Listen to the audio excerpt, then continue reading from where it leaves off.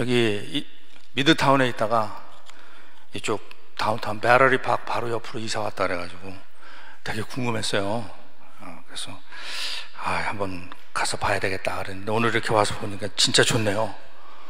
예배실도 환하고, 그죠? 아주 좋고 좋습니다. 잠깐 기도하겠습니다. 창조주 아버지 하나님, 그리고 지혜와 지식의 주님, 이 시간 죄와 어리석음으로 어두워져 있는 저희들의 심령을 이 자리에 임재하시는 성령님으로 밝히 비춰주셔서 말씀으로 자신을 드러내시는 예수 그리스도를 만나게 하시고, 그리고 그 우리의 부족한 마음이 예수님의 마음으로 채워지게 하여 주시옵소서. 그래서 그것이 오직 우리 주님께 영광되게 하여 주시옵소서. 예수님 이름으로 기도합니다. 아멘. 오늘은 예수님이 나귀를 타고 예루살렘 성전에 들어가신 것을 기념하는 그런 종려 주일입니다. 사람들이 환호하는 중에 예수님이 예루살렘에 들어가셨어요. 그리고는 이제 내일부터는 그 예수님의 고난에 우리가 좀 그래도 한번 동참하면서 한번 애를 한번 써보는 그런 고난 주간입니다. 어떻게 우리가 주님의 고난과 같은 고난을 겪겠습니까만, 그래도 우리를 위한 주님의 은혜를 생각하면서 경건하게 지내는 주일이고요. 그 다음에는 이제 부활주일, 주님 부활하신 영광의 부활주일입니다.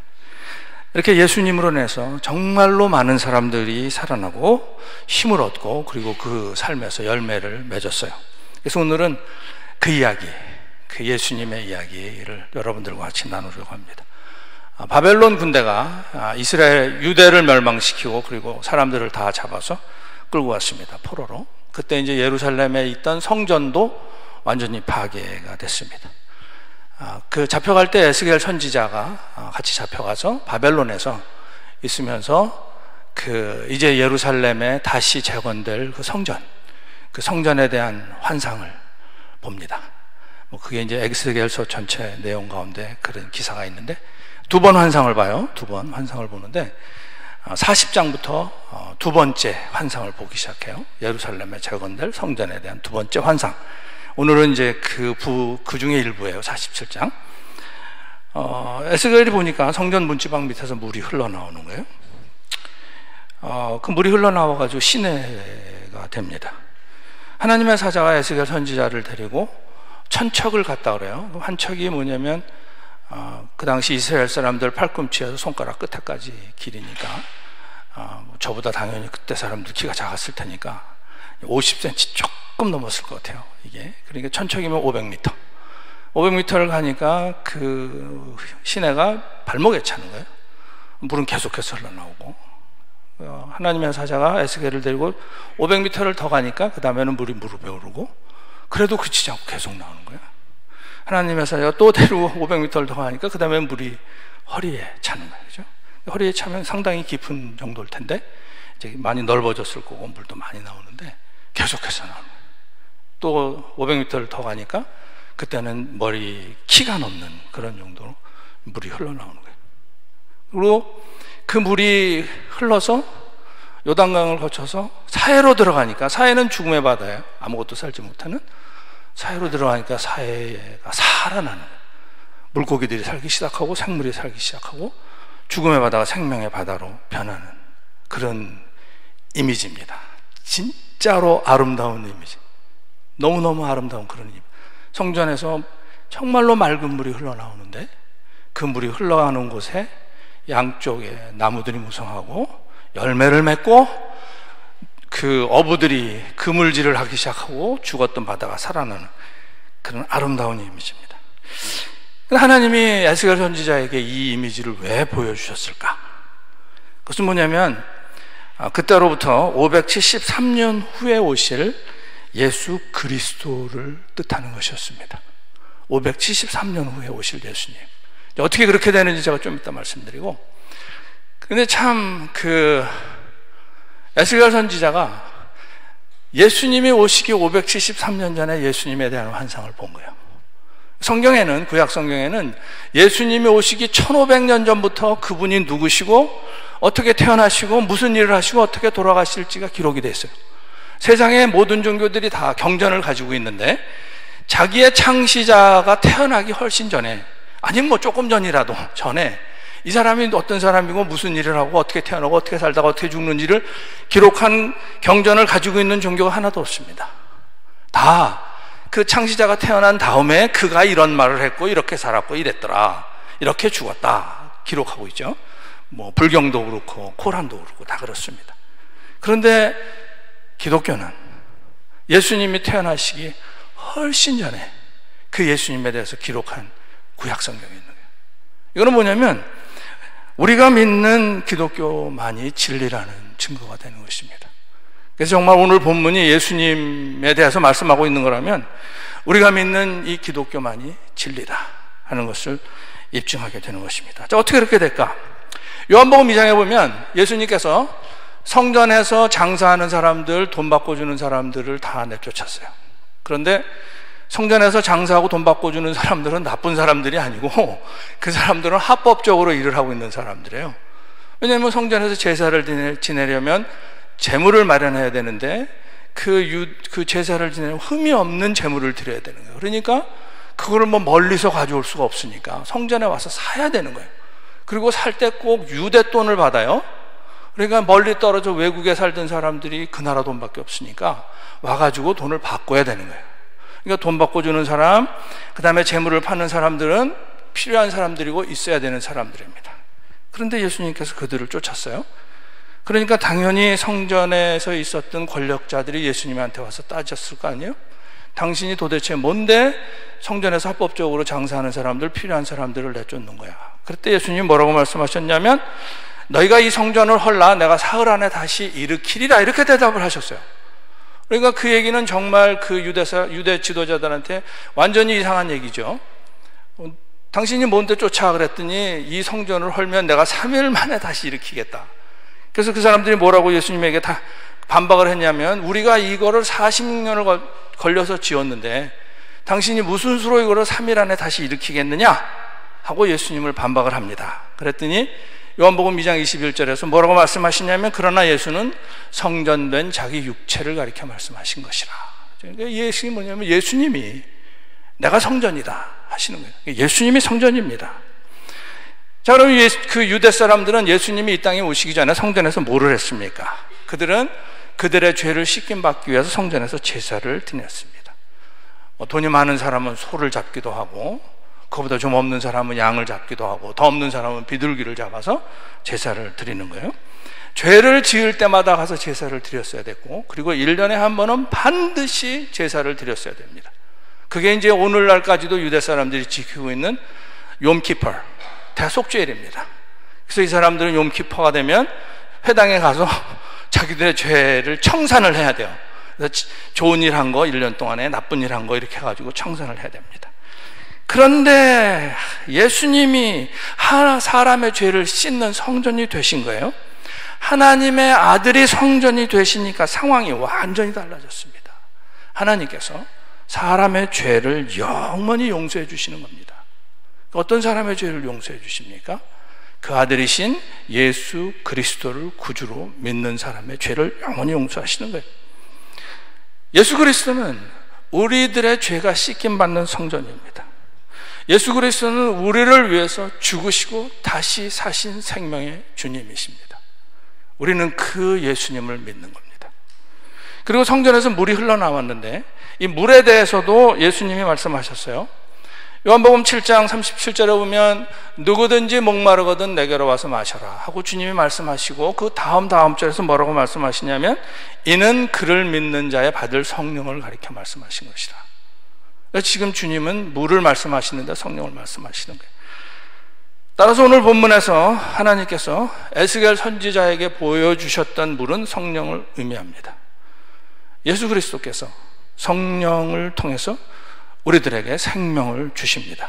그래서 그 생명의 물이 흘러 들어오면 죽음의 바다가 생명의 바다로 바뀌는 것처럼 사망의 그늘에 앉아 있었던 사람이 생명의 사람으로 바뀌는 것입니다.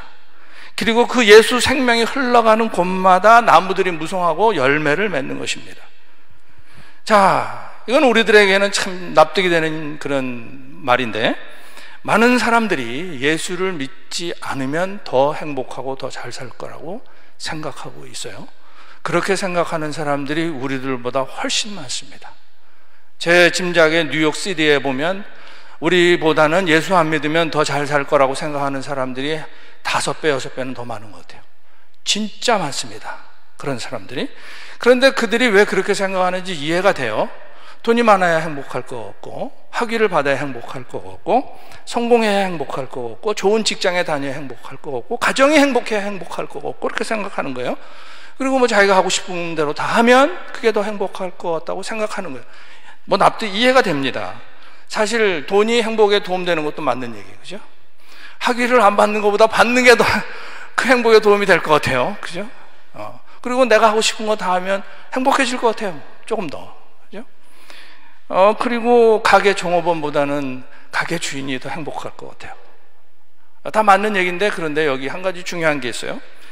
뭐냐면 성령이 함께 하시지 않는 사람은 돈이 많아도, 좋은 직장을 가져도, 심지어는 가정이 좋아도 그 삶이 피폐하게 된다는 겁니다. 왜 그러냐면 사람은 혼자서 못 살기 때문에. 사람이 혼자서 꿋꿋하게 살 수 있으면 no problem. 근데 사람이 혼자서 못 살아요. 그래서 사람은 뭔가를 따라가며 뭔가에 매여서 살게 돼 있어요.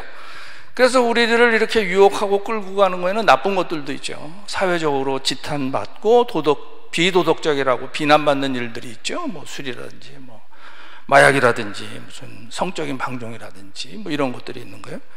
그래서 그런데 실제로 빠지는 사람들도 꽤 있죠. 그런데 우리를 사로잡는 것에는 사회적으로나 도덕적으로 칭찬받는 것들도 있는 거예요. 잘한다, 잘한다 하면서.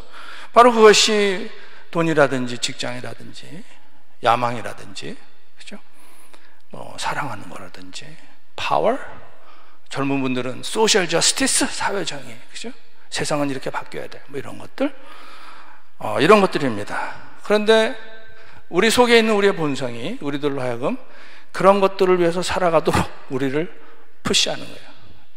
우리를 푸시하기 때문에 왜 우리가 그런 것에 푸시를 받냐면 그런 것들을 통해서 우리가 내 인생의 주인이 되고자 하는 그런 욕망이 우리 속에 항상 있기 때문에 그런 거예요. This is my life. 그렇죠? 내 인생이니까 내가 컨트롤할 거야. 그래서 사람은 하나님을 위해서 살지 않으면 그 삶의 목적이 되는 그 무언가에게 점령당하고 매게 됩니다. 그래서 세상에서는 또 그렇게 사는 사람들에 대해서 좋은 어드바이스가 있죠. 최고의 어드바이스가 그거 같아요. 마음을 비워라. 이제 돈도 벌었고, 이제 좋은 직장도 가졌고, 뭐 학위도 다 받았고, 이제 이렇게 잘 됐을 때 이제 그 마음이 항상 불안한데 마음을 비워라. 이렇게 얘기하는데 저는 여태까지 마음을 제대로 비운 사람을 만난 적이 없어요. 그래서 이렇게 하나님이 아닌 다른 뭔가에게 사로잡혔을 때 나타나는 증상이 있습니다. 우리는 살다가 나의 안전이 위협을 받으면 당연히 불안해지죠. 누가 나의 안전을 위협을 하니까. 그런데 하나님이 아닌 다른 뭔가에 매인 사람은 위협을 받을 때 비정상적인 불안에 휩싸이게 됩니다. 그리고 우리는 왜 그러냐면 내가 돈이 있어요, 내가 학위가 있고 내가 지위가 있어요, 좋은 가정이 있어. 그런데 내가 위협을 받을 때 그것이, 내가 가지고 있는 것들이 나를 위험에서부터 지켜주지 못한다는 것을 우리가 본능적으로 알고 있는 거예요. 돈이 방패가 안 된다는 걸 알고 있는 거예요. 그래서 비정상적인 그런 불안에 휩싸입니다. 그리고 우리는 살다 보면 내 뜻이 방해를 받을 때가 많습니다. 나는 이렇게 하고 싶은데 상대방에서 아니 하고 방해를 하는 거예요. 공격을 하는 거예요. 그러면 기분 나쁘죠. 당연히 기분 나쁩니다. 그런데 다른 하나님이 아닌 뭔가에 잡혀 있으면 그때 속에서 분노가 솟구쳐 오르는 거예요. 분노가. 그렇죠? 그리고 살다 보면 어릴 때부터 우리는 상실을 경험하게 돼 있어요. 가치 있는 가족이 떠난다든지, 그죠? 가지고 있는 게 없어진다든지, 사업을 하는데 사업이 잘 안 된다든지 하는 상실을 겪는데, 상실을 겪을 때는 당연히 실망하게 됩니다. 그죠? 그런데 그럴 때 절망의 나락으로 떨어지는 겁니다. 이와 같이 하나님이 아닌 그 어느 것도 결국은 사람을 실패와 절망으로 인도합니다. 자기가 추구하는 것을 얻기도 했는데, 그래서 행복해지는 것 같았는데 결국은 그것이 사람을 망하게 하는 것입니다. 사회적으로나 도덕적으로 칭송받는 것들을 추구를 했고 그것을 얻었는데 절망하게 되는 것입니다. 하나님이 아닌 것이 우리를 점령하면 그것을 우상이라고 부릅니다. 돈도 우상이 되고, 학위도 우상이 되고, 가정도 우상이 되고, 좋은 직장도 우상이 되고, 야망도 우상이 되고, 그렇죠? 권력도 우상이 되고, 그렇게 참 올바라 보이는 소셜 저스티스도 우상이 되고, 다 우상이 되는 거예요. 근데 하나님은 질투하시는 하나님이시거든요. 질투하시는 하나님은 뭐냐면, 아주 쉽게 얘기하면 너는 나만 쳐다봐요. 너는 나만 쳐다봐. 그게 질투하시는 하나님이에요. 하나님은 질투하시는 하나님이시기 때문에 우리가 다른 데 한눈 팔고 있으면 하나님이 너무너무 싫어요. 하나님이 견딜 수가 없어요, 그거를. 그죠? 그래서 그런 상태가 계속되면, 그죠? 그러면 절망하다가 결국은 망하게 되는 것입니다. 그것이 바로 오늘 본문 11절에서 말씀하고 있는 그 진펄과 개펄은 소송되지 못하고 소금 땅이 될 것이며, 다 살아나는데 그냥 그대로 소금 땅으로 그냥 남아있는 그런 상황이 되는 것입니다. 그런데 성령이 함께 하시는 사람은 풍성히 결실하는 그런 인생이 됩니다. 사람이 예수를 믿으면 성령을 통해서 그 사람의 모든 것이 살아납니다. 일부가 살아나는 게 아니라 모든 것이 살아나는 거예요. 그래서 그거를 오늘 본문 9절에서 이렇게 표현하네요. 이 강물이 이르는 곳마다 번성하는 모든 생물이 살고 또 고기가 심이 많으리니 이 물이 흘러 들어가므로 바닷물이 되살아나겠고 이 강이 흐르는 각처의 모든 것이 살 것이며. 그렇죠? 지금 에스겔 선지자가 성소에서 흘러나온 물이 강이 되어서 흐르는 그 양옆에 각종 과일나무가 무성하고 그 잎은 시들지 않고 실과는 그치지 않는 환상을 봤습니다. 달마다 새로운 열매를 맺는다고 그래요. 그리고 열매는 음식이 되고 잎사귀는 약이 된다고 그래요. 얘기는 뭐냐면 거기에서 버릴 것이 하나도 없는 거예요. 아무것도 버릴 것이 없는 거예요. 사람이 성령으로 인해서 생명이 회복되면 그 사람의 삶의 열매가 맺히고 그 사람에게서 버릴 것이 하나도 없는 것입니다. 이것이 결실하는 삶이에요. 우리는 그런 결실하는 삶을 살고 싶어요, 당연히. 그럼 어떻게 그런 결실하는 삶을 사느냐? 답은 너무 쉬워요. 하나님의 은혜를 받아야 결실하는 삶을 사는 것입니다. 그러면 다음 질문은 뭐냐면 어떻게 우리가 하나님의 은혜를 받는가 하잖아요. 하나님의 은혜를 받을 때 제일 첫 단계가 뭐냐면 내가 죄인이라는 것을 인식하는 겁니다. 그래야 하나님의 은혜가 오는 거예요. 사랑하는 여러분, 모든 사람은 죄인이고 사람은 죄를 짓고 자기 힘으로는 죄에서 벗어나지 못합니다. 지금 이렇게 양복을 근사하게 입고 감독이라는 직위를 가지고 여러분 앞에서 말씀 전하는 저는 어떨까요? 저는 죄인입니다. 여러분은 어떨까요? 여러분 당연히 죄인입니다. 그렇죠? 그런데 하나님은요, 우리가 죄인이라는 것을 스스로 인정하고 그 아들 예수 그리스도를 구주로 믿으면 우리의 죄를 용서해 주시는 거예요. 그렇죠? 자, 그렇게 예수 믿고 죄 씻김 받고 구원받은 다음에 어떻게 할까요? 당연히 죄 안 짓고 살려고 노력합니다. 우리 다 그렇게 해요. 그런데 또 죄를 짓는 거예요. 그것도 맞는 얘기예요. 죄 짓고 또 회개합니다. 회개하면 하나님이 용서해 주시는 거예요. 어떤 경우에는요, 자기가 지금 잘못하고 있다는 거 알아요. 회개도 안 해. 그냥 버티고 앉아 있는 거예요. 그런데 기다려 주시는 거예요. 그런 우리를. 회개도 안 하는데 기다려 주시는 거예요. 그래서 그런 주님을 생각하면 진짜 너무너무 감사해요. 그래서 여러분 안에 우리가 완벽한 삶을 살든 모습, 완벽한 삶을 살 수는 없고, 그렇죠? 우리 여러분 속에 그런 하나님에 대한 감사가 있다. 그건 바로 여러분이 하나님의 은혜 가운데 있다는 아주 강력한 증거입니다. 여러분, 사람이 결실하는 삶을 살 수 있는 길은요, 예수 그리스도를 믿고 그분을 따르는 것밖에는 없습니다. 그래서 뭐 돈이라든지 직장이라든지 학교라든지 야망이라든지 권력, 그런 것에 집착하지 마시기를 바랍니다. 왜냐? 그런 것들은 하나님께서 사랑하는 아들에게 덤으로 주시는 겁니다. 그런 것들은 너희는 먼저 그의 나라와 그의 의를 구하라. 그리하면 이 모든 것을 너희에게 더하시리라. 우리의 주님이 직접 약속하신 말씀입니다. 자, 이렇게 성령이 함께 하시는 사람, 하나님의 은혜를 받는 사람이 결실을 하는 거예요. 그리고 거기서 멈추지 않고 나누는 삶을 살게 되어 있습니다. 우리 주변에 보면 물은 되게 많은데 생명이 살지 못하는 죽음의 바다 같은 사람들이 있어요. 뭐 가진 거는 되게 많은데 쓸모가 없는 거예요. 그렇죠? 그런 사람들이 있습니다. 그런데 놀라운 사실은요, 성령님은 그런 사람도 바꾸신다는 것입니다. 생명이 살지 못해서 하나님 보시기에 쓸모없는 사람, 이웃에게 아무 도움이 안 되는 사람, 성령은, 하나님의 은혜는 그런 사람도 바꾸신다는 거예요. 그래서 예수 그리스도께서 주시는 생명은요, 이기적이고 쓸모없는 사람도 하나님과 이웃에게 쓸모있는 사람이 되게 하는 것입니다. 성전에서 흘러나온 물이 점점 불어났습니다. 마찬가지로 그 성령과 은혜는, 성령께서 주시는 은혜는 점점 늘어나게 되어 있습니다. 우리가 푹 잠길 정도로 늘어나게 되어 있는 거예요. 하나님은 언제나 우리에게 은혜를 조금 주시는 게 아니고 정말 차고 넘치게 은혜를 주시는 거예요. 오늘 5절에서 그러죠. 내가 건너지 못할 강이 된지라. 그렇죠?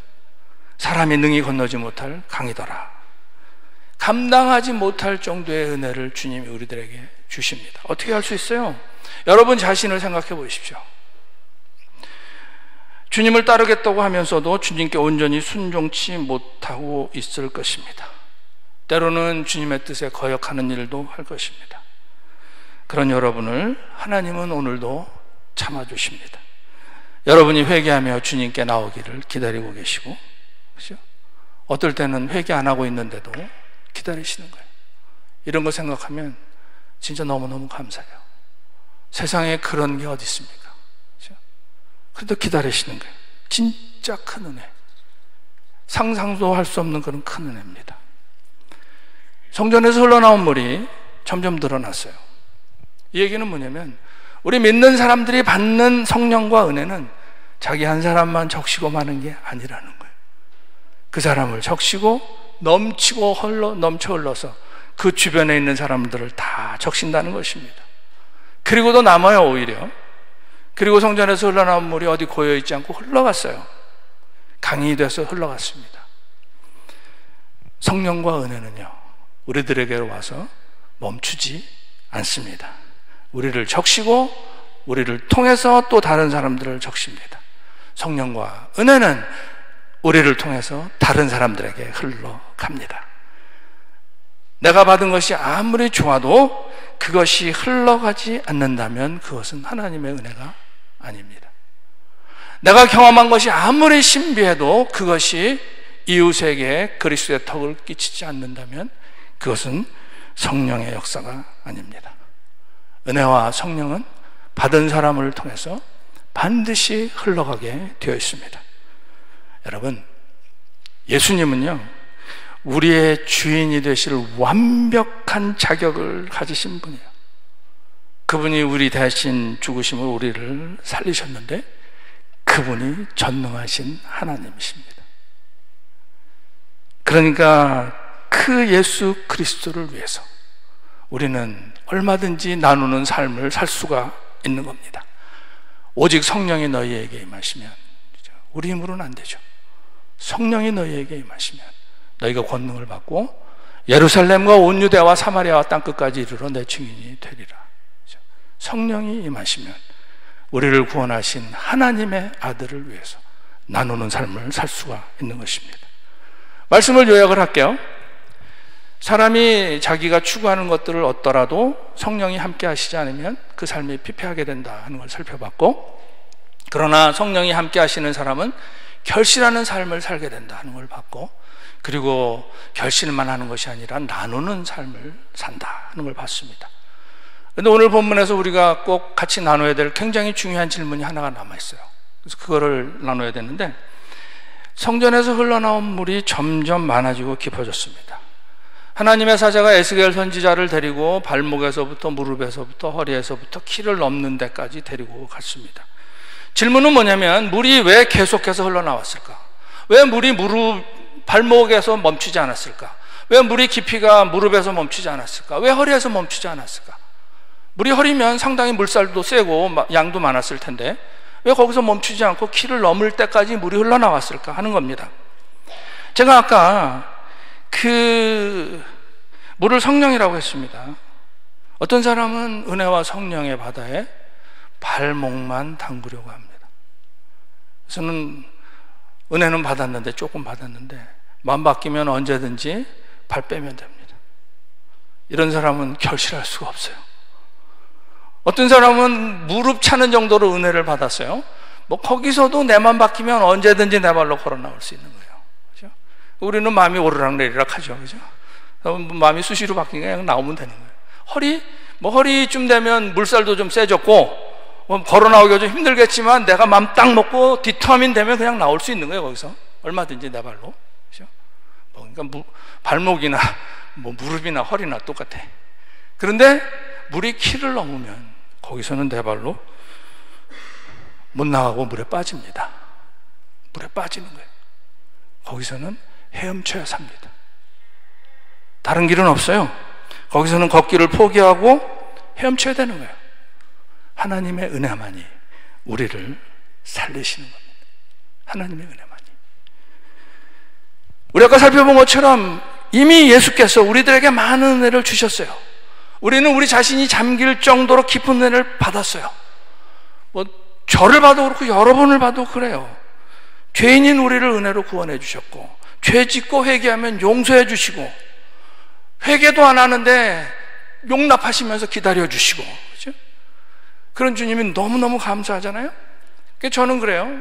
그 주님 너무너무 감사해서 그 깊은 은혜 속에서 성령으로 살다가 어쩌다가 한 번씩 내 발로 강바닥을 디디고 서고 싶을 때가 있는 거예요. 그래서 내 발로 강바닥을 디디려고 딱 트라이하면 목구멍으로 물이 꼴깍 넘어오는 그런 그림이 확 떠오르는 거예요. 그렇죠?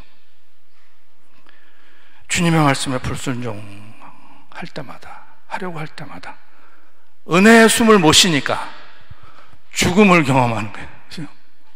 물이 목구멍으로 넘어오니까. 여러분들도 그런 경험 여러 번 하셨을 겁니다. 그렇죠? 물은 이렇게 죽음을 의미해요. 그렇죠? 성령에 잠긴다 하는 것은 옛사람이 죽는 거니까. 그렇죠? 그리고 우리 인생에는요, 그런 은혜의 강이 아닌 또 다른 강들이 널려 있어요. 인생을 살면서 건너야 될 강들이 있는 거예요. 우리가 살다 보면 기쁘고 슬픈 일들이 번갈아 다가오고, 그리고 희망과 절망이 교차하는 게 우리들의 인생이에요. 때로는 감당하기 힘든 일들이 생깁니다. 인생은 그러한 강들을 건너가는 연속이라고 할 수 있습니다. 건너가야 될 것이 어떨 때는 깨울이나 도랑 같아서 그냥 걸어서 건너갈 수 있는 게 있고, 근데 어떨 때는 도저히 걸어서는 건너갈 수 없는 깊은 강이 우리 앞을 딱 막을 때가 있는 거예요. 그 깊은 키를 넘는 깊은 강은 걸어서는 못 건너갑니다. 하나님의 은혜로 건너갈 수가 있는 거예요. 그 깊은 강은. 그래서 이사야 선지자가 이사야서 43장 2절에서 우리들에게 얘기를, 그 약속의 말씀을 주셨는데, 강을 건널 때 물이 너를 침몰하지 못할 것이며, 우리가 그 깊은 강을 건너갈 때 물이 우리를 침몰하지 못할 것이다. 어떻게? 하나님이 그렇게 해주시니까. 하나님이. 그래서 43장 1절에서 약속의 말씀을 주셨어요. 우리가 너무나 잘 아는 구절이죠. 너는 두려워하지 말라. 내가 너를 구속하였고 내가 너를 지명하여 불렀나니 너는 내 것이다. 그죠? I have summoned you and you are mine. 우리가 하나님의 것이기 때문에 우리가 우리 인생의 그 깊은 강을 건너갈 때 하나님께서 그 물이 우리를 침몰하지 못하게 하시는 거예요. 자, 그러면 이사야 선지자를 통해서 이렇게 약속을 해주셨는데 그게 구체적으로 어떻게 됐느냐 하는 거예요. 어떻게 되냐면요, 우리들의 인생길에 우리의 구주이신 예수 그리스도가 계십니다. 그런데 그 예수님이 골고다 언덕에서 십자가에서 죽음 속으로 자진해서 들어가셨어요. 예수님이 우리를 위해서 죽으셨기 때문에 우리들에게는 죽음에서 살아날 길이 열린 것입니다. 예수님이 죽음이라는 깊은 강물 속으로 들어가셨기 때문에 예수 믿는 우리에게는 인생의 깊은 강에서 헤엄치는 신비한 능력이 생긴 것입니다. 그런데 우리가 우리 인생길에서 자기 발로 서겠다고 예수님을 부인하면 헤엄치는 신비한 능력이 홀연히 사라지고 그 물이 우리의 목구멍으로 꼴깍 넘어오는 것입니다.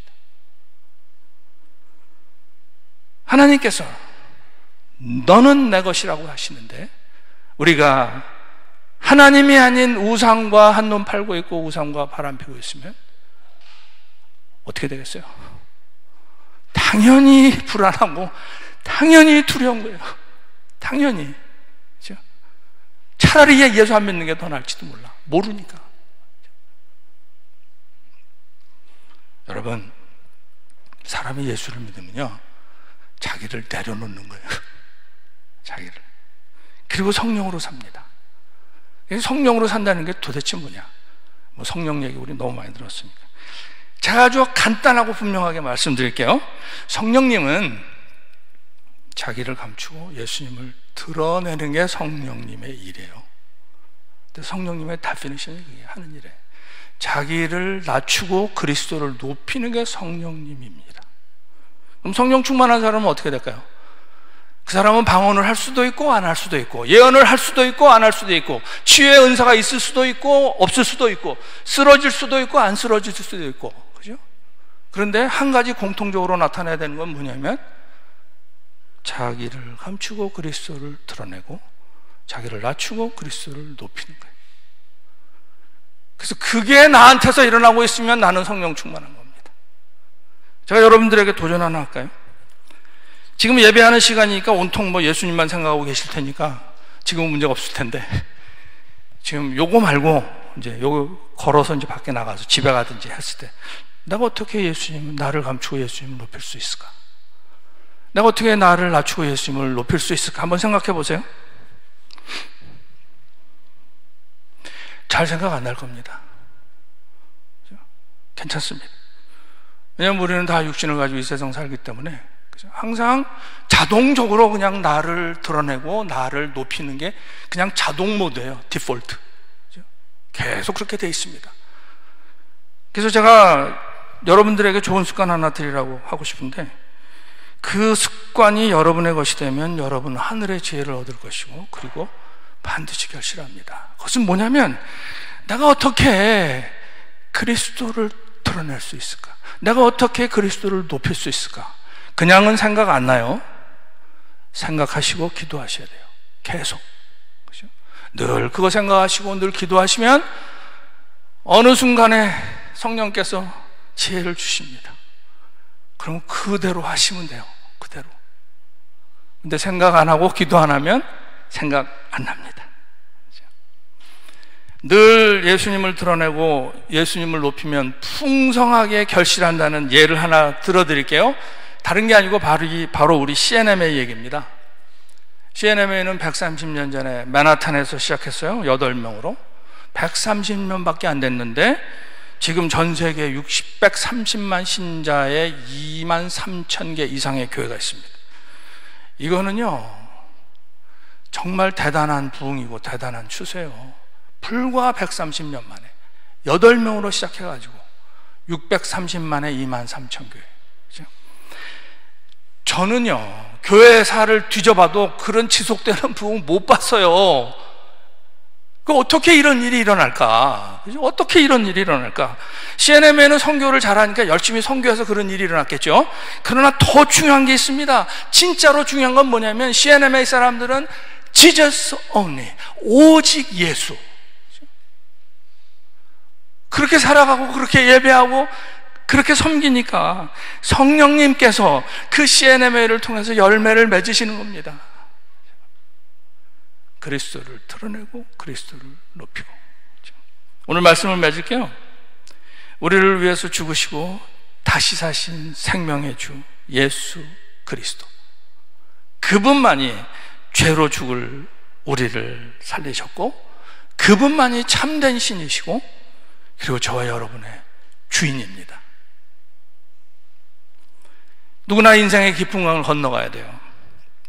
우리가 그 깊은 강에서 살아나는 능력을 받을 수 있는 길은 오직 예수뿐입니다. 인생의 깊은 강, 빠지면 죽는 강. 그런데 예수 믿으면 그 죽음의 강이 은혜의 강이 되고 생명의 강으로 변하는 거예요. 그 강이. 그래서 그 깊은 강에서 자기 발로 강바닥을 딛고 서려고 하면 죽습니다. 예수 믿는 사람이 예수님의 말씀에 예수님께 불순종하면 죽게 됩니다. 그런데 불순종하고 싶을 때가 있는 거예요, 우리 속에. 그때마다 우리는 자기 생각을 접고 예수님을 따라야 합니다. 왜냐? 예수님만이 우리의 인생을 든든하게 세울 수 있는 유일한 반석이에요. He is the solid rock I can stand. 시온성과 같은 교회라는 찬송가 있어요. 그 2절에 보면 참 가사가 좋아요. 여러분이 다 그런 삶이 되기를 바랍니다. 생명샘이 흘러나와 모든 성도 마시니 언제든지 솟아나와 부족함이 없도다. 이런 물이 흘러가니 목마를 자 누구랴. 주의 은혜 풍족하여 넘치고도 넘친다. 이게 예수 믿는 사람들의 삶이고, 이것이 그리스도가 주인인 교회의 모습입니다. 그래서요, 맨하탄 선교교회가 그동안에 정말 그리스도의 보험으로 많은 사람들을 변화시키고 열매를 맺었어요. 저는 맨하탄 선교회가 계속해서 이런 시온성과 같은 교회, 2절과 같은 그런 교회이기를 예수님의 이름으로 축복합니다. 기도하겠습니다. 은혜와 사랑이 충만합니다.